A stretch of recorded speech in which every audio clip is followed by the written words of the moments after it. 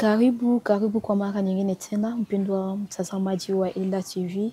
Kama kawaida ya kwetu, hii hapa mnakuwa mnatazamia ni Ila TV ambao tunatupatia hiyo muda kabisa moyo juhudi ya kuwa tunaripoti kila mara ili tuweze kuwaletea mambo mazuri. Mpendwa mtazamaji, leo tunaamua kuja kutembelea kanisa la Katolika. Donc tunakuwa tunapatishana hapa maeneo ya diakonia ya Mtakatifu Fra Francisco Xavier hapa Kamituga Tangila. Tunakuja kuonana na Papa Kirila tuweze kutuzungumzia kuhusu wakati huu wa Kwaresma, namna gani wanakuwa wanaendelea kwa wakati huu wa Kwaresma na Kwaresma maana yake ni nini. Kwa hiyo mtakuwa mmetambua mengi katika kipindi hiki na kuomba kabisa uweze kujipatia muda ili uweze kutambua nini ambacho kitakuwa kimeendelea kwa kipindi hiki. Mtatambua mengi kwani tutakuwa tunahoji mtumishi wa Mungu, atakuwa ametupatia mambo mengi kuhusu wakati huu wa Kwaresma na nini ambao Wakristo wanatarajia kufanya kwa wakati huu wa Kwaresma. Kwa hiyo ukataka kuendelea na sisi, hakikisha ya kwamba unakuwa umelike video hii, vile vile kuisambaza kwenye mitandao mbalimbali ya kijamii ili wengine wapate kwenda na kufaidia kipindi hiki nzuri ambao kitakuwa kimekujia sasa hivi.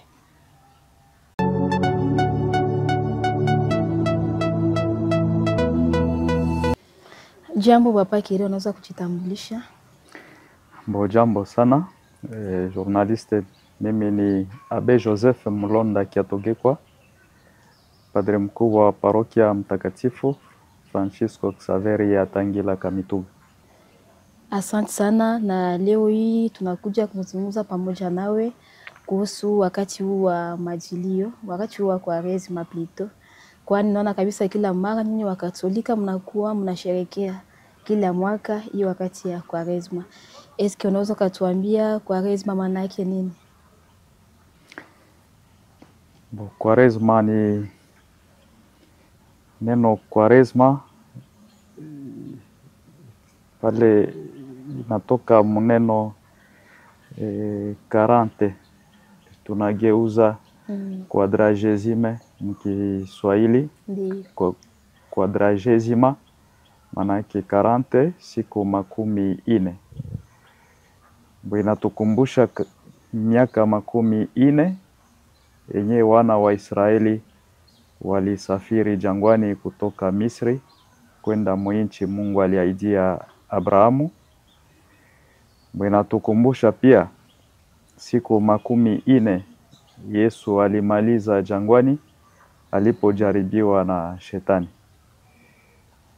Eklesia ilipendelea kukamata ile siku 40 itukumbushe ile maisha wana wa Israeli waliishi jangwani ila wakuchoka, waliendelea ijapokuwa shida mpaka mwisho kufikia furaha. Na ni vile na sisi wanatukumbusha kama tuko msafari ya kuiendea furaha ya ufufuko.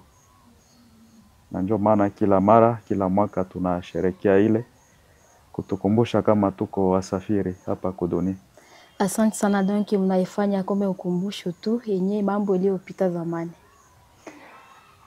Haiko mambo iliyopita zamani. Juu ni mambo yenye tuko tunaishi kwa leo. Wazamani waliishi wakati wao. Na sisi tuko mwa ile safari wakati wetu.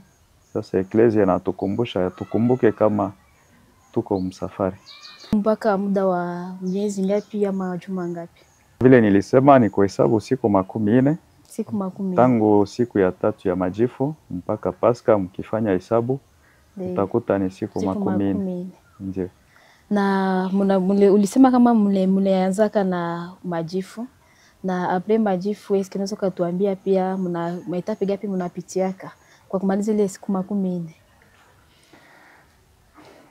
Kwanza hii tendo ya majifu yenyewe inafungua Kwaresma na inatuonesha kama tuko wasafiri hapa kudunia, tuko wapita njia.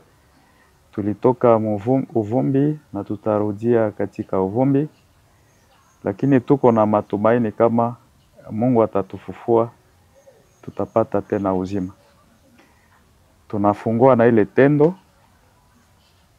Kunakuwa pia njia ya msalaba kila siku ya tano yenyewe inatukumbusha mateso Yesu aliteswa kwa ajili yetu, na inatupatia na sisi moyo ya kuvumilia shida, kuvumilia mateso juu mdunia aweze kuishi bila kuteswa. Na haifai saa mateso yanafika unawazia kama Mungu anakuachilia. Na kisha tunaendelea, tunafanya siku ya Mungu 5 na siku ya Mungu ya kufuata inakuwa siku ya Mungu ya matawi. Na matawi inafungua juma takatifu, na ile juma takatifu ndio juma tunaimaliza na sherehe kubwa ya Pasaka. Kristo, eske wakati huo wa Kwaresma kunakuwa shurti fulani ambayo inatakiwa Wakristo wako nafanya? Shurti na tunaisema ile siku ya kufungua Kwaresma. Kwanza injili yenyewe nasomwa ile siku yote inaonesha shurti 3 kubwa. Kusali, ni wakati wa kusali sana. Ni wakati pia wa kufunga. Na wakati wa kugawanya, kusaidia wasio na kitu, wasiojiweza. Ile ndio shurti 3 kubwa ya wakati wa Kwaresma. Ila kunakuwa pia shurti eklezia inakumbusha ya kulipa zaka. Kusaidia eklezia. Eklezia iko na lazima ya kuendelea na iweze endelea bila mchango ya Wakristo. Asante. Pamoja wanasema kama hiyo wakati ya Kwaresma donc mnawaka mnafikiri siku ya 5 takatifu. Kuna wale wanasema wao Wakatolika wanaabudu sanamu, eske unaweza katosha batu mwa ile, eske kutofautisha hiyo kuabudu sanamu na ile tendo ambayo mnakuwa mnafanya hiyo siku ya 5 takatifu? Wenyewe wanasema vile hawasikie maana ya kuabudu sanamu. Mkifaransa wanasema idolatrie. Idolatrie ni kusema ibada ulipashwa fanyia Mungu, unaifanyia sanamu. Ndio idolatrie. Na wengi walifanya vile. Mkiangalia maandiko matakatifu, wakati Musa alipanda mlimani anagawia kule aonekane, watu wakasema, wakaambia Aroni tuchoree sanamu. Wakachora sanamu na wakaanza kuiabudu kufasi ya Mungu. Ile ni kosa. Sisi hatufanye vile. Sanamu ya Yesu inatukumbusha Yesu, na sanamu ya Mama Maria inatukumbusha Mama Maria. Ile sanamu inatusaidia tuelewe historia ya Mama Maria. Ile sanamu inatusaidia tuelewe historia ya Yesu, namna Yesu aliteswa kwa ajili yetu. C'est pédagogique. Pale atuabudu sanamu, ila tunamwabudu Yesu kupitia sanamu yake yenyewe inatupatia tuseme sura yake. Akili yetu iko na lazima ya kuona. Sasa atumuone kwa macho, lakini kupitia ile sanamu tunajua kama tuko karibu naye. Na wakati tunaabudu ile siku ya 5 takatifu, watuabudu ile sanamu iko pale. Tunamwabudu Yesu asiyeonekana wazi. Ile sanamu ni namna tu ya sura yake, lakini akili yetu na nini inamwendea yeye kwenye iko. Asante. Mnasikia kwa masikio yenu na kwa macho yenu wenyewe namna gani Papa Kira anakuwa anatupatia ufafanuzi kuhusu mambo mengi na kuhusu hiyo siku ya 5 takatifu. Wamoja wanasema kama Wakatolika wanaabudu sanamu, wala hiyo sio, ni maneno ambayo mnakuwa tu mkiiwaza ila sio kweli. Kwa hiyo Papa Kira, unaweza katoa ujumbe gani kwa Wakristo ambao watakuwa nakufuata popote ulimwenguni kuhusu siku hizo ambazo zinakuwa zimebakia kwa kumaliza Kwaresma? Siku zinakaribia, siku za Pasaka zinakaribia, na ujumbe ni moja kwa Wakristo wote. Neno tulisema siku ya 3 ya Majifu, ongokeni moyoni, muamini habari njema. Ni kusema wakati wa Kwaresma ni wakati kila mtu anaalikwa kujirudia ndani, na kuangalia kitu gani kinakutenga na Mungu. Unajipatia juhudi ya kuachana na hiyo tendo, kujipatanisha na Mungu. Sakramenta ya kitubio inatusaidia kumrudilia Mungu. Kunakuwa na Wakristo wengi wenyewe wanaishi bila kufanya kitubio, wanaishi bila kuungama. Nawaza muda kama na huu haiko ya kupisha bure. Wajikaze kumrudilia Mungu, kujipatanisha naye na kumpokea Yesu Kristo katika Ukarisia takatifu siku ya Pasaka, kwa sababu yule mwenye amefufuka na ni yeye pia atatufufua na sisi. Hakuna Mkristo atajifufua mwenyewe, ni Yesu Kristo atafufua kila mwenye kumwamini. Asante sana, tunakushukuru sana. Ni mimi nawashukuru. Tunafikia mwisho wa kipindi ya siku ya leo, mpendwa mtazamaji, na kushukuru sana kabisa, kwani uliweza kujipatia muda na hiyo fursa ya kuweza kutazama kipindi kinzuka ambacho kilikuwa kimeletwa na watangazaji wako.